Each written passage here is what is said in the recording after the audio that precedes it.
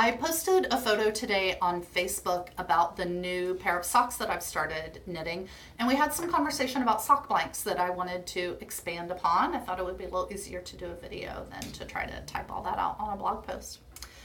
The biggest question that we had in the conversation is, what exactly is a sock blank?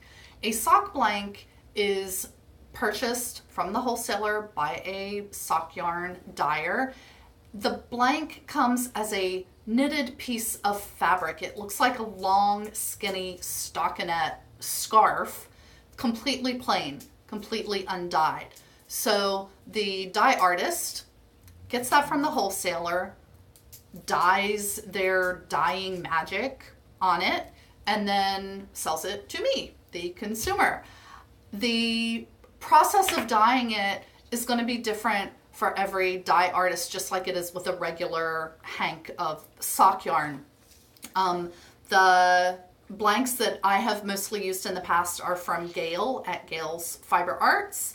This particular sock blank, she has dyed with some gray in the background and then stenciled on these really, really bright, happy colors onto the front of that. Other dye artists will do it a different way. Lorena at Haldecraft, the sock blanks that I've seen of hers, ombre. They will start off as a light green, and then as you go through the blank, it gets darker green, and then it gets light green again towards the end. The way you make socks or another garment from a sock blank is by frogging it. You're unknitting the sock blank as you knit your sock. There's only one direction you can knit from, so you need to watch that. I can only pull from this end. If I try to pull from this end, you can see that my yarn is getting stuck and getting tangled here, and that's not going to work at all. So you need to determine which end you're going to knit from and knit from that end. Some sock blanks come as double knit. It's two strands of the sock yarn knit together into the piece of stockinette fabric. That sock yarn you will want to either knit 2 socks at a time using your 2 yarns, or you will want to knit 1 sock and roll the second yarn up into a ball and then knit your second sock from that.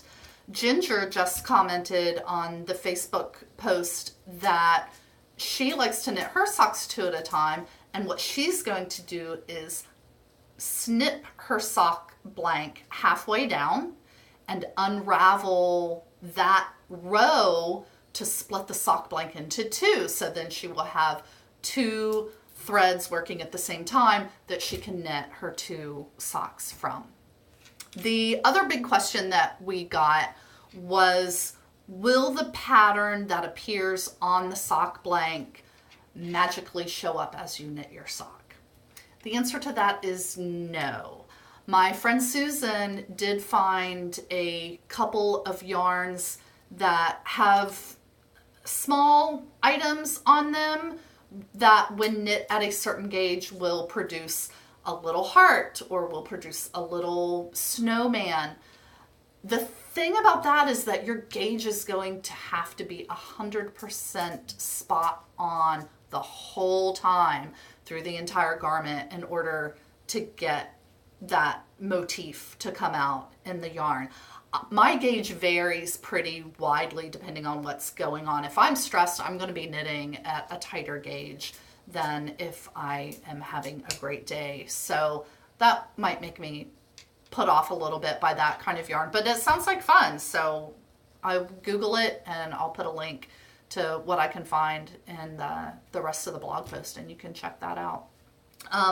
But even though it doesn't show up as the same thing, you can kind of predict what's going to happen with your sock. With the flamingo sock yarn, I can see that my sock is mostly going to be aqua and blue, and you can see how it's kind of striping a little bit. And that's one thing I really like about the sock blanks, is that you don't get a lot of pooling. It's random enough that you really don't usually get any of those weird spirals that some people love, and it's not my favorite thing. But you can see how, as I'm getting into the black of the leg, you can kind of see how that's showing up as speckles. Now, the reason it's not showing up as a full black stitch is because Gale's stencils don't go all the way through to the other side of the sock blank. The blue, the aqua, this pink and purple is coming through very nicely, and that will show up as full stitches.